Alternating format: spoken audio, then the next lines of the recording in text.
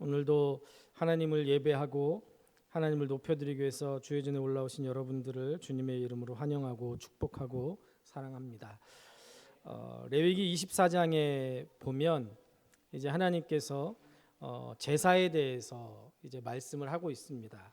이 레위기 24장의 예배는 제사장들의 예배를 말씀합니다. 제사장들이 드리는 두 종류의 예배가 있는데요.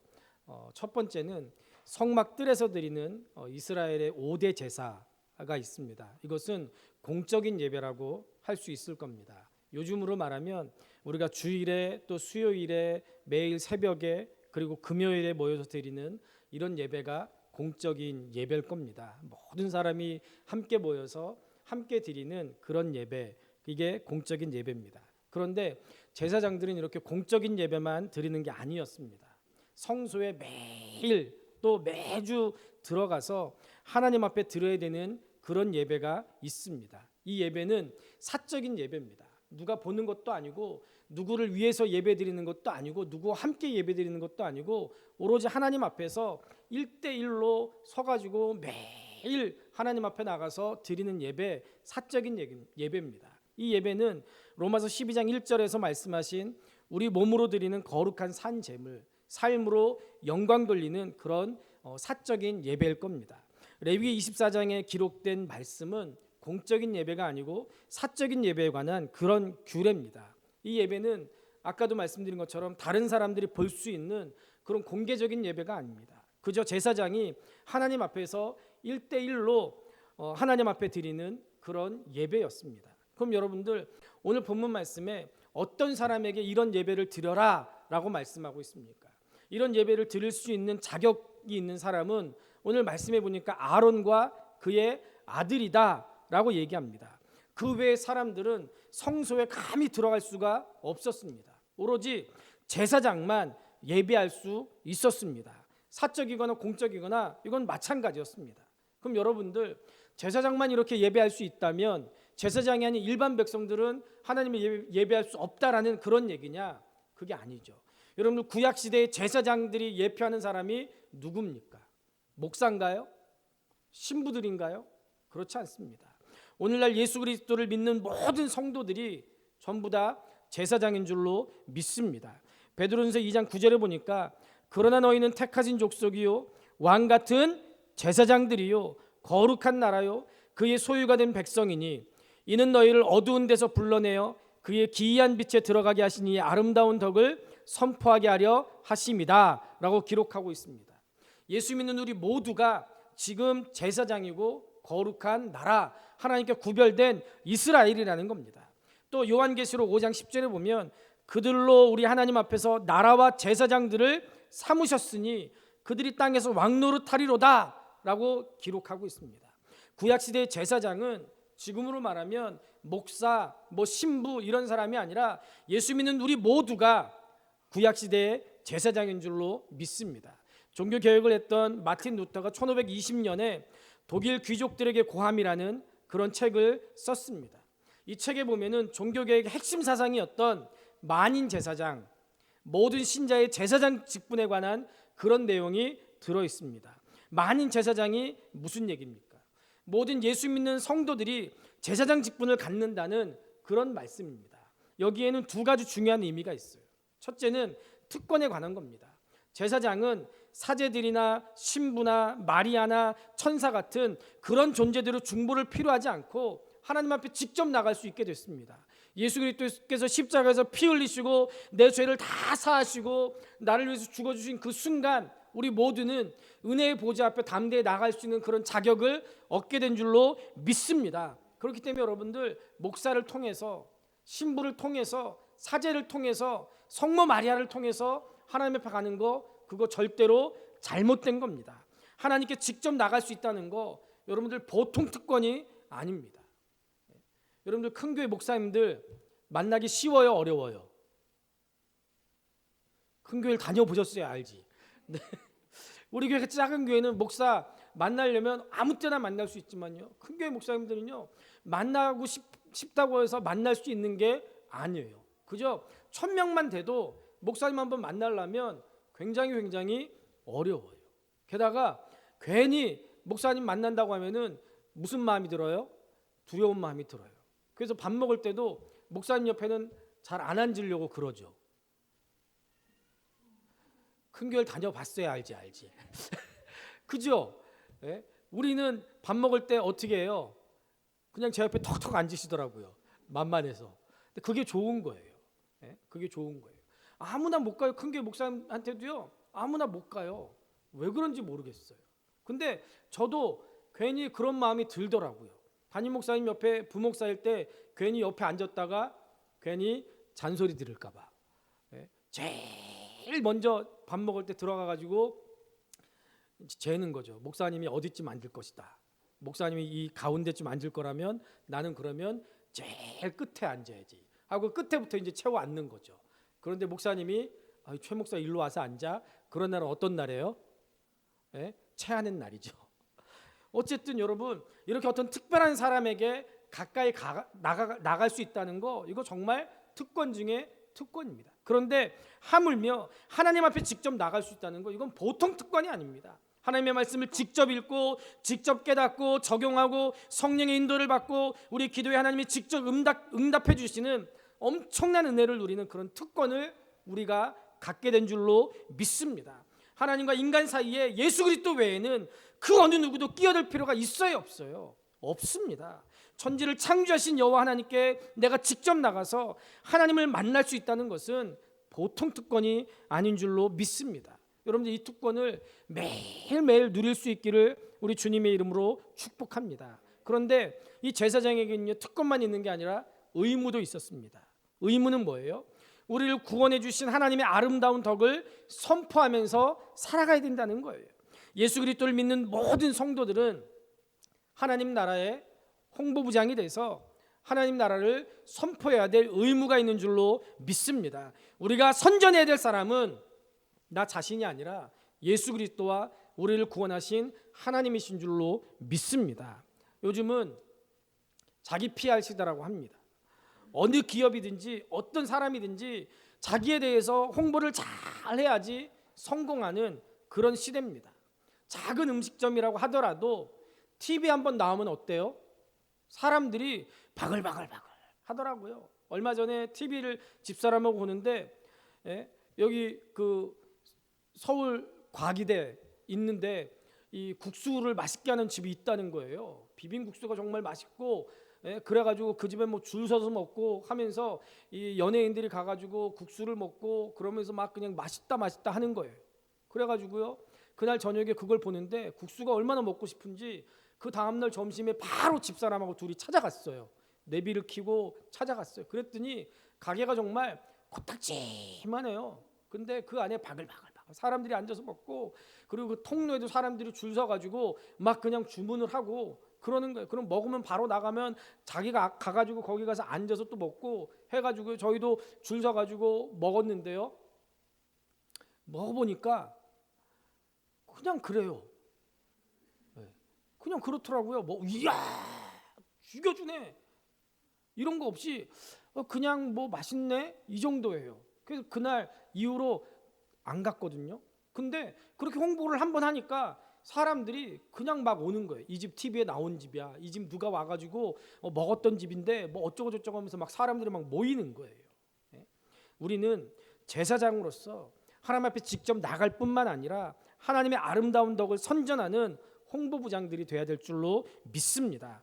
제사장은 공적인 예배를 수행해야 됩니다. 그러나 하나님 앞에 홀로 서서 사적인 예배도 잘 수행하는 사람이 돼야 될 줄로 믿습니다. 우리 모든 성도는 공적인 예배를 폐하면 안 되고 사적인 예배도 게을리하면 안 됩니다.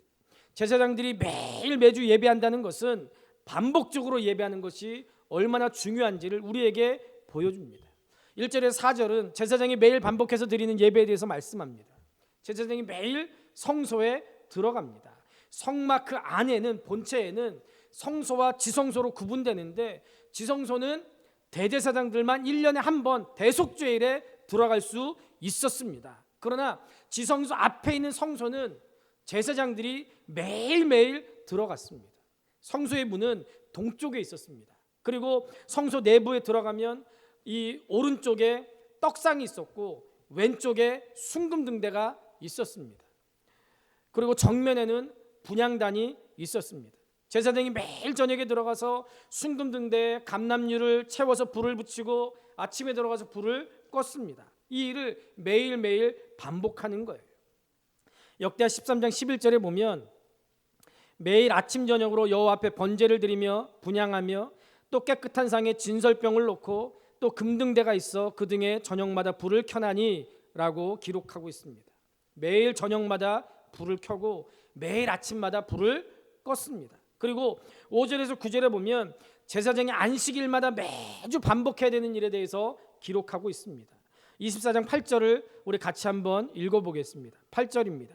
시작. 안식일마다 이 떡을 여호와 앞에 항상 진설할지니 이는 이스라엘 자손을 위한 것이요 영원한 언약이니라. 아멘. 제사장이 4.4리터 분량의 밀가루로 떡을 만드는데 이 떡을 12개를 만드는 거예요.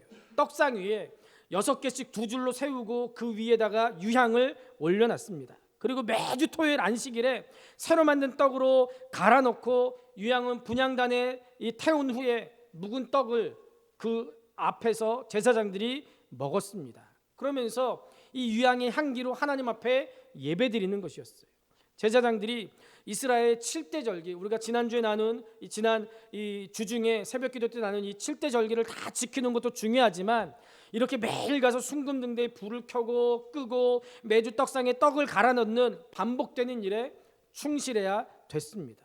그런데 여러분들 한번 생각해 보세요. 이게 매일매일 반복되는 일이기 때문에 어떻게 보면 굉장히 지루할 수 있는 일이고 그러다 보면은 자연스럽게 이 일에 우리가 소홀해질 수밖에 없는 그런 일이었을 겁니다. 여러분들 생각해 보십시오. 대부분 우리 삶에서 가장 중요하고 위대한 일들은 반복을 통해서 이루어진다는 거예요. 반복이 그만큼 중요합니다. 레위기 24장은 성도들이 예배 생활 가운데 반복이 중요하다는 것을 우리에게 말씀하고 있는 거예요. 일상생활의 중요한 일들도 가만히 보면 반복을 통해서 이루어지는 줄로 믿습니다. 반복의 중요성은 영어를 공부하는 것만 봐도 금방 알 수 있습니다. 영어를 잘 못하는 학생들의 특징은 뭐예요? 반복하지 않는다는 거예요. 그저 시험 볼 때만 잠깐 보고 시험 끝나면 또 봐요, 안 봐요? 안 봅니다. 그러나 영어를 잘하는 학생들은 어때요? 계속 반복합니다. 틀리면 그걸 또 틀린 문제 오답 노트를 만들어가지고 또 반복하고 또 반복합니다. 단지 노트를 끊임없이 쳐다보면서 단어 노트를 끊임없이 쳐다보면서 암기를 확인하는 그 반복을 통해서 영어 실력이 향상되는 거예요. 향상되는 거예요. 저랑 집사람이 또 우리 전도팀들이 혜인이를 처음 만났을 때 혜인이가 학원 갔다가 또 학교 갔다가 금요일 날 터벅터벅 이 앞을 지나가더라고요. 그런데 혜인이뿐만 아니라 매 이렇게 전도하다 보면은 이 앞에 학원 가고 그러는 아이들 보면 굉장히 마음이 짠해요. 불쌍해요. 물어보면 몇 시에 학원 끝나니 하면 대부분 10시요 그러는 거예요. 초등학생들도 그렇게 끝나는 거예요. 그러면서 매일 반복되는 왔다 갔다 학원 갔다 학교 갔다 학원 갔다 학교 갔다 학원 갔다 학교 갔다 학원 갔다 학교 갔다 그리고 잠깐 짬이 나면 잠깐 노는 거예요. 잠깐 짬이 나면 집에 와서 쉬는 거예요. 그런데도 불구하고 그렇게 계속 반복되는 삶을 지겨워하지 않고 지겹더라도 계속해서 끊임없이 반복하면 그게 나중에 뭐가 돼요? 살이 되고 피가 되고 실력이 되는 거예요. 운동도 마찬가지. 운동 선수들도 수없는 반복을 통해서 자신들의 실력을 향상시킵니다. 야구 선수들은 하루에 수천 번씩 스윙 연습을 한다는 거예요. 공을 던지고 공을 치고 이게 아니라 그냥 연습이 끝나고 나서도 혼자 밤에 밖에 나가가지고 계속 방망이를 돌리는 스윙 연습을 하루에 수천 번을 한다는 거예요. 그래야지 투수가 공을 던지면 0.8초 만에 이 공을 칠 것인가 말 것인가를 결정을 해서 스윙을 하든지 말든지 해야 되는데 그게 수없는 반복을 통해서 그게 저절로 스윙이 나온다는 거예요. 그 시간을 통해서 이 지겨운 시간이지만 그 시간을 통해서 기량이 올라가서 위대한 선수가 되는 기초가 쌓이는 거예요. 그런데 여러분들 이렇게 반복되는 일을 지루해하고 싫어하고 그래도 그 일을 하지 않는다면 어떻게 되겠습니까? 아빠가 매일 똑같이 반복되고 이 반복되는 출근하고 퇴근하고 하는 이런 일이 지겨워가지고 나 오늘 회사 안 가 하고 마음대로 회사 안 가고, 엄마가 매일 하는 설거지, 청소, 빨래, 애들 깨워서 학교 보내는 거, 남편 깨워서 직장 보내는 거 지겨워가지고 나 이거 안 할래 하고 파업하고, 자녀들도 매일 하는 똑같은 공부가 지겨워서 학교 안 가버리고, 그런다면 그 집안 그 꼬라지가 어떻게 되겠습니까? 여러분, 인생의 중요한 일은 반복을 통해서 이루어집니다. 반복하게 되면 어떤 일이든지 진보와 발전이 생기는 거예요. 그래서 여러분들 1만 시간의 법칙이라는 것은 진리입니다. 누구든지 똑같은 일을 1만 시간 이상 하다 보면은 그 부분에 있어서 뭐가 된다고요? 전문가가 된다는 거예요. 신앙생활도 마찬가지입니다. 우리가 매주 같은 환경에서 예배하고 동일한 기도를 하고 동일한 말씀을 듣는 것 같지만, 이런 반복적인 신앙생활을 통해서 우리의 신앙이 조금씩 발전하고 성장하고 성숙되는 줄로 믿습니다. 제가 지난 한 2, 3주 동안 제 마음속에 무슨 생각이 들었냐면, 매주 화요일하고 금요일날 반복해서 전도를 하는데 금요일날 전도하는 게 자꾸 싫은 거예요. 금요일날은 금요기도에 설교도 준비해야 되고 주일 설교도 대충 준비하고 그래야 되는데, 중간에 나가가지고 한 2시간 전도하는 거 굉장히 부담이 되는 거예요.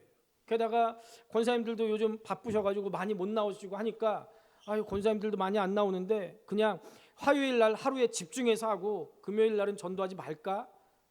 막 그런 마음이 드는 거예요. 이번 주 금요일 날에도 아침까지 계속 오늘은 전도 쉬자고 문자를 한번 보낼까? 그리고 쉴까? 하는 마음이 얼마나 강했는지 몰라요.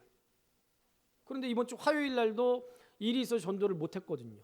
그래가지고 이번 주 화요일 날도 못 했는데 금요일까지 안 하면 그건 좀 안 되지. 이번 주만 하고 다음 주에 한번 얘기를 해보자 하고서는 억지로 전도를 하려고 상을 폈어요.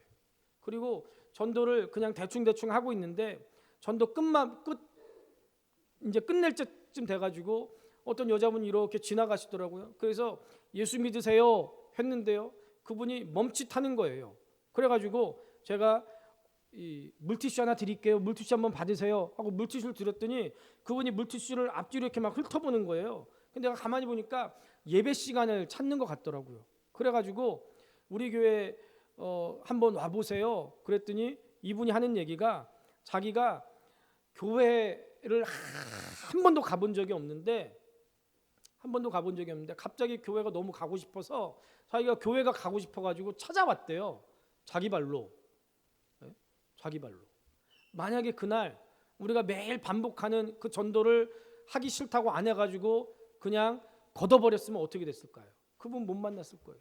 그러니 그분이 예배 시간 다 알아보고 새벽기도 시간도 알아보더니 이름도 적어주고 전화번호도 적어주더니 교회 오겠다고 하고 갔어요. 아마 백사마을 쪽 그쪽에 사시는 것 같아요. 저 뒤쪽에 사신다고 그러면서 그쪽으로 가시더라고요. 오늘 아침에 문자가 왔는데 아직 교회를 정하지 못해가지고 오늘은 다른 교회 가서 예배를 드리겠습니다. 죄송합니다. 그렇게 문자가 왔어요. 그래서 우리 교회 꼭 안 오시더라도 예배 드리는 게 중요하니까 꼭 예수 믿으십시오. 그리고 그 교회 가는 교회가 마음에 들지 않거나 그러면 우리 교회도 한번 와주세요. 그랬더니 고맙습니다 목사님 하고 이렇게 문자가 왔어요. 제가 그날 금요일 날 굉장히 하나님 앞에 한 대 맞은 것 같더라고요. 우리는 단순히 그냥 반복되는 것 같아서 지겹다, 하기 싫다 그랬는데 그걸 통해서 하나님께서 역사하시더라고요. 여러분, 우리도 매주 반복되는 일에 매진해서 자녀들 잘 가르치고 좋은 신앙의 습관을 갖도록 그렇게 우리 아이들에게 신앙을 전수해야 될 줄로 믿습니다. 우리가 매주 하나님 앞에 예배 드릴 때 믿음이 생기고 치료될 것은 치료되고 복받게 되는 줄로 믿습니다. 그래서 반복이 실력입니다. 그러면서 레위기 24장에서는 4가지 순결한 것에 대해서 반복해서 하나님 앞에 예배 드리는데 그 예배 드리기 위해서 4가지 순결한 것에 대해서 기록하고 있는데요, 2절에 순결한 기름, 4절에 순결한 등잔대, 6절에 순결한 상, 7절에 정결한 유향이 기록되어 있습니다. 이 4가지 순결한 것이 지금 우리에게 어떤 의미가 있는지 함께 말씀을 나누고 결단하는 복된 시간이 될 수 있기를 바랍니다. 첫째로 먼저 본문 2절 상반절 말씀에 보면 이스라엘 자손에게 명령하여 불을 켜기 위해 감람을 찧어낸 순결한 기름을 4개로 가져오게 하여 라고 말씀합니다. 여기 찧어낸 이거 발음이 맞죠? 네? 제가 이게 발음을 어떻게 하는지 찌어내면은 이 뭐예요? 이 들통에다 이렇게 만두 찌듯이 그런 발음인 것 같아서 읽는 성경을 한번 들어봤더니 이 성우들도 똑같이 찌어낸 이렇게 발음을 하더라고요. 이 무슨 얘기입니까? 감람은요, 감람나무의 열매를 얘기합니다. 감람나무는 이스라엘을 상징하는 나무예요. 이 감람나무는 보통 40m까지 자라고요, 살구나 자두 크기의 감람 열매를 맺습니다. 감람 열매는 식용으로 먹기도 하고 열매 속에 있는 씨를 가지고 기름을 짜서 식용과 약용과 등유로 사용했습니다. 그러니까 성경에 아픈 사람에게서 기름을 바르라 하면은 무슨 기름이라고요? 감람유를 바르라는 얘기예요. 그 정도로 이 감람 열매가 귀하게 쓰임 받은 거예요. 오늘 본문에 성소의 등잔불을 켤 때 감람나무 열매의 씨에서 짜낸 기름으로 성소의 등잔불을 켜라라고 말씀합니다.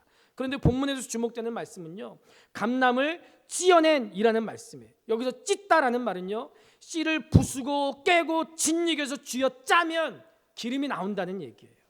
그런 기름으로 불을 밝게 만든다는 얘기입니다. 무슨 의미입니까? 성도가 성전에서 등불을 켜서 불을 비추려면 자신을 깨고 부수고 짓이기고 짜내야지 성전을 밝게 비추는 감람유가 될 수 있다는 얘기입니다. 감람 열매의 씨가 그대로 있으면 기름이 나와야 안 나와요? 나오지 않습니다. 그러면 불을 켤 수도 없습니다. 마찬가지로 내가 옛사람 옛모습 그대로 있으면 하나님의 성전에 등불이 될 수가 없습니다. 내가 죽고 내가 부서지고 내가 헌신해야지 하나님의 성전을 밝히는 불을 켤 수가 있는 줄로 믿습니다. 가정에서도 마찬가지입니다. 또 본문에서 주목되는 말씀은 순결한 기름이라고 했습니다. 감람나무 한 그루에서 약 100kg의 감람 열매를 딸 수가 있는데 그 많은 열매에서 약 20리터, 1.8리터 정확히 말하면 그 정도, 한 대 정도의 감람유를 얻을 수 있다라고 합니다. 이런 최상급의 감람유는 성소의 등불을 밝히고 왕과 제사장과 선지자를 성별해서 하나님의 종으로 세울 때 머리에 기름을 붓는 데 사용됐습니다. 이 순결한 기름은 하나님을 위한 일에만 썼습니다. 이 순결한 기름은 성경에서 성령님을 상징합니다. 요한일서 2장 27절에 보면 너희는 주께 받은 바 기름 부음이 너희 안에 거하나니 라고 말씀하고 있습니다. 성령의 임재를 가리키는 말씀입니다. 여러분, 사람의 성품을 바꿔놓고 변화시키는 것은 오직 성령의 역사만이 가능한 줄로 믿습니다. 감람유만이 등잔의 불을 밝힐 수 있었던 것처럼 성령의 역사만이 사람을 빛된 사람으로 변화시킬 수 있는 줄로 믿습니다. 이스라엘 백성들이 바벨론 포로에서 돌아왔습니다.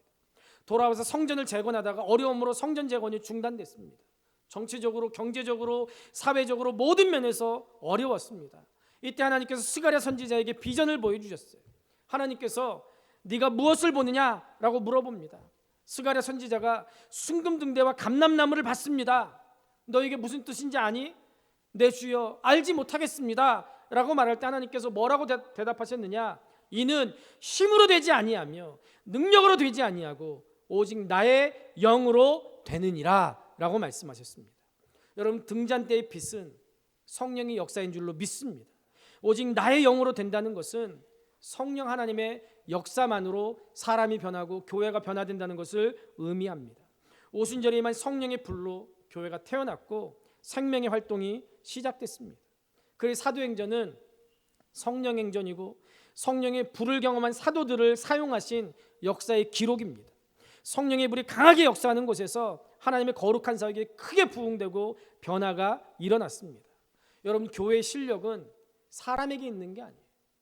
목사가 얼마나 공부 많이 하고 목사가 얼마나 신령하고 성도들이 얼마나 부자고 얼마나 공부 많이 하고 사회적으로 유력한 사람이 많이 모이고 또 성도가 몇 명 모이고 건물이 얼마나 크고 이런 게 교회의 실력을 나타내는 게 아니에요. 성령의 역사가 있는 교회, 성령의 지시를 따르는 교회가 쉼이 있고 열매가 있는 줄로 믿습니다. 이 성령의 불이 얼마나 타오르고 있느냐, 거기에 따라서 신령한 교회, 건강한 교회가 되는 줄로 믿습니다. 그저 2, 3일 타다가 꺼지는 것은 성령의 불이 아닙니다. 계속적으로 꺼지지 않는 불이 성령의 불인 줄로 믿습니다. 2000여 년 전에 오순절을 강림하신 그 성령의 역사, 성령의 불이 지금까지 꺼지지 않았기 때문에 지금도 여전히 이 성령의 불을 통해서 수많은 사람들이 복음을 받아들이고 예수 믿고 그들의 삶이 변화되는 줄로 믿습니다. 이 성령의 역사가 있는 곳에 능력이 있고 사랑이 있고 승리가 있습니다. 그렇기 때문에 성도들은 순결한 감람유를 부어서 계속 타오르게 해야 됩니다. 내 속에 비둘기같이 순결한 성령이 충만해야 될 줄로 믿습니다. 뜨겁고 열정적인 믿음이 돼야 됩니다. 생명에 있는 믿음으로 자신의 마음의 기쁨이 충만하고 그리고 그 기쁨으로 다른 사람들을 기쁘게 하는 여러분들 될 수 있기를 주님의 이름으로 축복합니다. 두 번째로 순결한 등대예요. 4절에 보면 그는 여호와 앞에서 순결한 등잔대 위에 등잔들을 항상 정리할지니라 라고 말씀합니다. 이 등잔대는 금 한 달란트를 가지고 만들었습니다. 금 한 달란트가 얼만큼이냐? 금 34kg입니다. 34kg면 요즘 시세로 금 얼마예요? 모르겠습니다. 엄청난 겁니다. 그런데 이 금을 가지고 등잔대를 만들 때 주물에 넣어가지고 금을 녹여가지고 주물에 넣어가지고 그거를 식혀가지고 쉽게 만드는 게 아니에요. 하나님께서 어떻게 만들려고 했냐면요, 금을 두드려가지고 모양을 만들어서 등잔대를 만들려고 했습니다. 그러니까 여러분들 등잔대를 만들 때 이게 쉽게 만드는 게 아니라 보통 정성, 보통 기술이 들어가는 게 아니었습니다. 하나님 앞에 드리려면 정성을 다해야 되는 거예요. 땀을 흘려야 되는 거예요. 그리고 가운데 줄기가 있고 양옆에 3개씩 가지를 만들어서 총 7개의 가지가 있었습니다. 그리고 거기에 7 등잔을 만들어 놓고 기름을 부어서 불을 붙였습니다. 가운데 줄기는 예수 그리스도를 가리키고 옆에 나와 있는 가지는 성도들을 가리킵니다. 성도들이 예수 그리스도와 연합된 존재라는 것과 예수 그리스도와 연합돼서 날마다 순결한 기름으로 빛을 비춰야 된다는 것을 말씀하고 있는 거예요. 예수님이 세상에 비추시고 예수님과 연합된 우리들도 날마다 세상을 빛나게 하는 삶을 살아야 된다는 것인 줄로 믿습니다. 하나님께서는 이렇게 등잔대에 불을 비춰서 성막에 불이 꺼지지 않도록 하라라고 명령했습니다. 여러분들, 성막은 예루살렘 성전의 모형이고 신약에 나타날 거룩한 교회의 모형입니다. 그렇기 때문에 이 말씀 속에는 교회 공동체나 주님의 교회인 우리 성도 한 사람 한 사람의 마음속에 항상 불이 꺼지지 않도록 기름을 준비하고 심지를 정리하라라고 우리에게 말씀하고 있는 거예요. 이 등잔대에는 7개의 등잔이 있었습니다. 이 등잔의 불은 제사장들이 성막 안에서 거룩한 사역을 하는데 불편함이 없도록 하기 위해서 비추는 데 있었습니다. 동시에 하나님의 성막을 빛으로 비추기 위해서 이 등잔대가 존재했습니다. 끊이지 말고 불을 켜라라는 명령은 날이 어두워지는 저녁 시간부터 그 다음날 아침까지 불을 끄지 말고 점검하라는 거예요. 불을 밝히는 심지는 배실을 구워서 만들었습니다. 심지가 까맣게 타서 기름이 흡수가 잘 안 되면 연기가 나고 불이 꺼지게 됩니다. 이때는 제사장이 어떻게 해야 돼요? 심지의 탄 부분을 잘라줘야 돼요. 심지를 깨끗이 정리하면 기름이 잘 흡수되고 등불이 잘 타오르게 됩니다. 여러분, 오늘날 교회 안에도 보면 빛을 발하는 성도가 있고 심지가 정리되지 않아서 연기만 내다가 불이 꺼져버리는 그런 성도가 있습니다. 연기와 불이 다 심지에서 나오는 거지만 그 역할은 완전히 정반대입니다. 불은 빛이 있어서 어둠을 밝히지만 연기는 빛도 없고 열도 없으면서 결국에는 불을 꺼지게 만듭니다. 연기는 주변을 어둡게 만들고 공기를 오염시켜서 인체에 해를 끼칩니다. 화재가 났을 때 사람의 생명을 뺏는 것은, 사람이 왜 죽어요? 불이 나면 타서 죽는 게 아니라 뭐 때문에 죽는다고요? 연기를 마셔서 그 연기 때문에 죽는다는 거예요. 빛과 열이 있는 빛의 성도가 있고 연기와 같이 성도가 되지 않게 하시려고 그런 항상 등잔불을 정리하라고 하시는 겁니다. 그래서 제사장은 순간순간 심지를 관리해서 시커멓게 탄 부분을 잘라주고 기름이 잘 흡수되게 해야 된다는 거예요. 아침 저녁으로 심지를 정리해야 됩니다. 심지에 이 붙은 불이 빛을 발할 수 있는 것은 심지가 타기 때문이에요. 그래서 심지의 생명은 뭐예요? 타서 없어지는 겁니다. 심지가 타지 않으면 연기가 타서 없어질 때 빛이 납니다. 세상에 빛이 되는 사람들은 자기 부정과 자기 희생으로 자기를 연소시키는 사람인 줄로 믿습니다. 이것이 십자가의 원리예요. 나 자신의 교만과 정욕과 자기 감정을 다 태워버려야 빛이 나는 줄로 믿습니다. 우리 주님께서도 십자가에 자신을 온전히 태워버리셨기 때문에 이 세상 모든 사람들이 예수 그리스도의 십자가의 은혜로 구원받게 된 줄로 믿습니다. 믿음의 선진들이 자기가 살던 시대에 세상의 빛이 될 수 있었던 것도 자기 부인의 결단이 있었기 때문에, 예수님의 십자가를 따라 살았기 때문에, 심지가 타는 그런 인생이 됐기 때문에 세상을 빛나게 하는 줄로 믿습니다.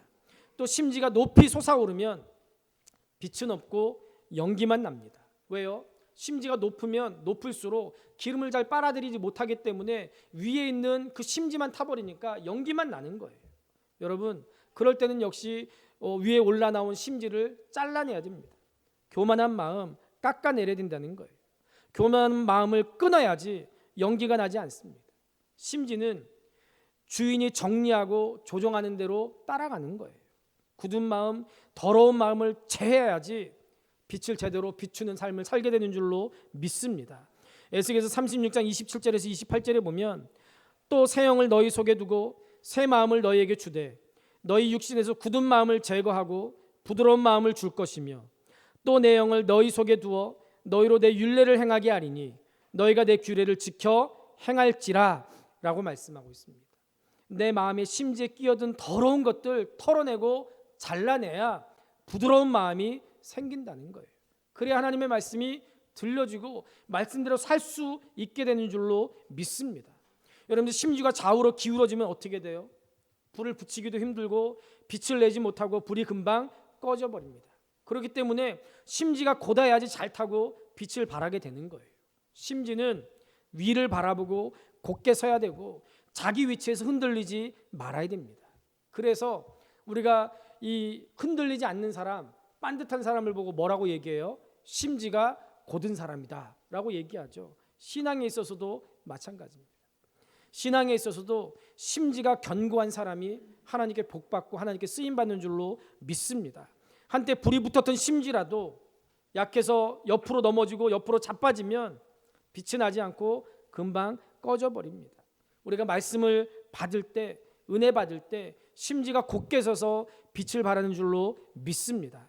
이사야 26장 3절에 보면, 주께서 심지가 견고한 자를 평강하고 평강하도록 지키시리니 이는 그가 주를 신뢰함이니라 라고 말씀하고 있습니다.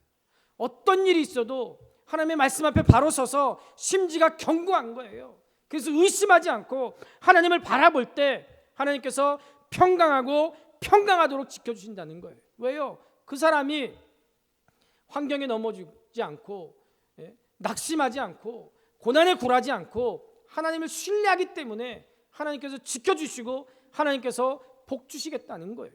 심지가 견고한 사람은 변덕 부리지 않는 사람입니다. 변덕스러운 사람, 마음에 정함이 없고 좌우로 치우칩니다. 여러분, 성도는 언제나 한결같아야 될 줄로 믿습니다. 어려운 일이 있을 때나 기쁠 때나 건강할 때나 병들었을 때나 성공할 때나 실패했을 때나 줄에 사는 것 같지만 언제나 마음의 결단과 믿음이 변치 말아야 될 줄로 믿습니다. 하나님께서 모세에게 등잔불을 끄지 말고 항상 관리하게 하라라고 말씀합니다. 이것이 대대로 지킬 영원한 규례다라고 말씀하고 있습니다. 요한계시록 1장 20절에 보면, 네가 본 것은 내 오른손에 7별의 비밀과 또 7 금촛대라. 7별은 7교회의 사자요 7촛대는 7교회니라 라고 말씀하고 있습니다. 등잔대는 촛대고 촛대는 교회라는 거예요. 교회, 등잔불을 끄지 말고 항상 관리하라. 대대로 지킬 영원한 규례라는 거예요. 여러분들, 교회가 망해요, 망하지 않아요? 교회 망해요, 망하지 않아요? 교회는 망하지 않습니다. 물론 지역교회, 개교회는 망하기도 합니다. 없어지기도 합니다. 그러나 하나님께서 이 땅에 세우신 공교회는 우리 주님 다시 오시는 그날까지 무슨 일이 있어도 망하지 않고, 아무리 약한 세력들이 교회를 넘어뜨리고 교회를 무너뜨리고 교회를 대적할지라도 절대로 무너지지 않습니다. 왜요? 하나님께서 지켜주실 것이기 때문에 그렇습니다. 그리고 우리 성도들에게 하나님께서 등잔불 끄지 말고 항상 관리하고 대대로 지킬 영원한 규례다라고 말씀하셨기 때문에, 말씀에 의지해서 교회를 사랑하고 교회를 선신하는 성도들이 있기 때문에 이 땅의 교회는 절대로 사라지지 않고 망하지 않는 줄로 믿습니다. 왜 교회를 촛대라고 했습니까? 어두운 세상을 밝히고 구원의 역사가 있기 때문에 교회가 촛대입니다. 여러분, 도덕적으로 영적으로 어두워진 이 세상에서, 무질서와 혼돈과 우상숭배와 죄악이 관영한 이 세상에서 지금 가장 필요한 것은 어둠을 비추는 빛인 줄로 믿습니다. 한 줄기 빛이 있어야 될 줄로 믿습니다. 빛으로서 세상에 오신 주님을 믿는 우리는 세상의 빛으로서 세상을 빛나게 해야 되는 그 사명을 감당해야 될 줄로 믿습니다. 그렇게 하기 위해서 우리가 먼저 심지를 잘 정리하고 심지를 바르게 굳게 세워서 세상을 빛나게 될 줄로 믿습니다. 세 번째, 순결한 상입니다. 상은 떡상이에요. 제사장들이 묵은 떡을 먹는 걸 의미합니다. 여기 떡에는 두 가지 의미가 있는데, 우선 떡은 예수 그리스도를 의미합니다. 요한복음 6장 35절에 예수께서 이르시되 나는 생명의 떡이니 내게 오는 자는 결코 줄이지 아니할 터이요 나를 믿는 자는 영원히 목마르지 아니하리라 라고 기록하고 있습니다. 또 떡은 하나님의 말씀을 의미합니다. 그 여러분들 떡을 먹는다라고 했을 때 예수 그리스도와 교제하는 것을 의미합니다. 성도는 육신의 떡으로만 살지 않습니다. 사람이 밥만 먹고 살아갈 수 있습니까? 그렇지 않습니다. 우리는 영원히 있는 존재이기 때문에 하나님의 입으로 나오는 모든 말씀으로 살아야 될 줄로 믿습니다. 마태복음 4장 4절에 예수께서 대답하여 이르시되 기록되었을 때 사람이 떡으로만 살 것이 아니요 하나님의 입으로부터 나오는 모든 말씀으로 살 것이라 라고 기록하고 있습니다. 여러분, 하나님의 말씀을 사모하시고 하나님의 말씀을 날마다 받아 먹으시고 그 말씀을 묵상해서 말씀대로 사시는 그 여러분들이 떡을 나누시는 복된 인생 될 수 있기를 주님의 이름으로 축복합니다. 마지막으로 정결한 유향입니다. 우리 7절을 같이 한번 읽어보겠습니다. 7절입니다. 시작. 너는 또 정결한 유향을 그 각줄 위에 두어 기념물로 여호와께 화제를 삼을 것이며. 아멘. 유향을 진설한 떡 위에 올려놓으라는 말씀이에요. 이 유향은 아라비아 사막지대에서 자라는 나무에다가 상처를 내서 나온 향기로운 흰색의 송진이었습니다. 이 향이 저절로 나오는 게 아니라 나무에 상처를 내야지 상처에서 진액이 나오고 그 진액이 향기를 내는 거예요. 오늘 예배 드리기 전에 우리 앞에 화단에 보면은 이 꽃들, 나무들, 저는 이름도 잘 모르겠는데요, 여러 개가 많이 있어요. 근데 지난주 중에 우리 집사람이 어떤 걸 하나 따가지고 저한테 냄새를 맡아보러 가는데 허브 냄새가 나더라고요. 참 신기하더라고요. 저도 오늘 그 잎을 따가지고 이렇게 구부려가지고 맡아봤더니 허브 냄새가 나는데요, 코가 뻥 뚫리면서 기분이 굉장히 좋더라고요. 그 향기를 내기 위해서 어떻게 해야 돼요? 그 잎에서 따가지고 그걸 이렇게 반으로 쪄보니까 이 조그만 잎사귀인데 그게 이렇게 꺾이면서 그 안에서 향기가 확 올라오더라고요. 지난 금요일 날 우리 고명순 권사님이 오셔가지고 꽃꽂이를 열심히 하셨어요. 몇 시간 동안 열심히 꽃꽂이를 하시고 이제 가시고 나서 제가 본당에 딱 들어오니까요, 꽃 냄새가 교회 안에 확 퍼지는데요. 제가 그랬어요. 그렇지, 교회 안에서 이런 냄새가 나야지. 맨날 라면 냄새 나고 떡볶이 냄새 나고 그러면 되겠어? 꽃 냄새가 확 나는데요, 기분이 너무 좋더라고요. 그러면서 생각한 게, 이 꽃들이 꺾이지 않고 그냥 거기에 그대로 있었더라면 교회 안에 이런 냄새가 날 수 있었을까? 이 꽃 냄새, 아무리 좋은 향수를 뿌리고 그런다고 해서 이 냄새 낼 수 있어요, 없어요? 낼 수 없어요. 꺾어지고 뽑혀지고 잘라지고 해가지고 여기 와서 이렇게 꽂혀지니까 우리한테 기분 좋은 냄새를 주는 거예요. 유향도 마찬가지. 나무에다가 상처를 내야지 거기서 진액이 나와서 그게 향기를 내는 거예요. 여러분, 나무의 상처는, 그 상처에서 나온 유향은 하나님 앞에서 성도가 감당하는 헌신을 상징합니다. 이 유향은 작은 금그릇에 담아서 진설한 떡 위에 올려졌습니다. 말씀이 향기로운 제물이 되게 하라는 그런 말씀입니다. 말씀의 능력은 여러분들 듣고 아는 데 있는 것이 아니라 믿고 행하는 데서 말씀의 능력이 나오는 줄로 믿습니다. 나무의 상처에서 진액이 나와서 향기를 퍼뜨리듯이 내 삶의 헌신을 통해서 아름다운 믿음의 향기가 나오는 거예요. 여러분, 헌신은 시간이 남아서 하는 게 아닙니다. 누구나 다 없는 시간, 금쪽 같은 시간을 잘라서 헌신하는 거예요. 남는 시간 가지고 하는 거, 그게 무슨 헌신입니까? 그건 누구나 다 할 수 있는 겁니다. 헌금도 늘 부담스럽게 하는 것이지 쓰고 남아서 하는 게 아니라는 거예요. 피 같은 물질, 내가 세상에서 욕먹고 땀 흘리고 그러면서도 참아가면서 땀 흘리고 피 흘려서 번 그 예물을 하나님 앞에 드리는 거, 그게 헌금이고 그것이 향기로운 헌신이고 그것이 향기로운 제물인 줄로 믿습니다. 여러분, 여러분들의 삶이 향기가 되게 하시기를 바랍니다. 이것은 헌신을 통해 나타나는 거예요. 헌신은 때로는 나무의 상처의 진액과 같이 희생과 어려움을 감당하는 것일 수 있습니다. 그러나 그런 희생과 어려움을 감당하는 헌신 속에 모든 사람들을 기쁘게 하고 하나님을 기쁘게 하는 참된 향기가 나오는 줄로 믿습니다. 너희가 하나님의 성전인 것과 하나님의 성령이 너희 안에 계시는 것을 알지 못하느냐라고 말씀하셨습니다. 우리가 성전이라면 이 성전 속에는 이 네 가지가 반드시 있어야 됩니다. 감난유와 등잔대와 떡과 유향입니다. 여러분, 어떤 교회가 은혜로운 교회입니까? 기도 소리가 웅성웅성 끊이지 않게 나는 소리입니다. 하나님의 말씀이 생명수같이 흐르는, 바르게 선포되는 그런 교회인 줄로 믿습니다. 그 말씀을 통해서 은혜 받은 성도들이 헌신의 향기가 퍼져나가는 교회인 줄로 믿습니다. 은혜로운 교회는 은혜로운 교인들이 만듭니다. 기도하는 교인들이 있을 때 기도 소리가 나는 교회가 되는 거예요. 말씀을 사모하는 성도들이 있을 때 생명수가 줄기차게 흐르는 교회가 되는 줄로 믿습니다. 제가 희생을 마다하지 않고 헌신하는 교인들이 있을 때 헌신의 향기가 퍼져나가는 그런 교회가 될 줄로 믿습니다. 여러분들, 우리 노원 성진교회가 그런 교회가 되기를 기도합니다. 여러분들이 그런 성도가 돼서 하나님께서 기뻐하시는 교회를 세워나가는 그런 복된 삶을 살 수 있기를 주님의 이름으로 축복합니다. 우리는 큰 절기를 지키는 것도 중요하지만 그것보다 일상생활에서 반복되는 삶의 중요성을 간과하면 안 됩니다. 날마다 성령 충만하고 반복해서 빛을 비추고 반복해서 하나님의 말씀을 먹고 반복해서 기도하는 삶이 참된 기독교의 네 가지 요소입니다. 그래서 담임 목사는 그 누구보다도 새벽 기도에 매일 나오는 성도들 믿고 의지하고 그런 성도들 두려워하는 거예요. 왜요? 매일매일 주의전으로 나와서 담임 목사와 같이 예배하고 같이 말씀을 나누고 삶을 나누기 때문에 그런 성도들이 진짜 성도인 거예요. 그래서 목회자들에게 항상, 목회님들이 항상 모여서 하는 얘기가 그 교회의 11조 성도는 새벽기도 성도라는 거예요.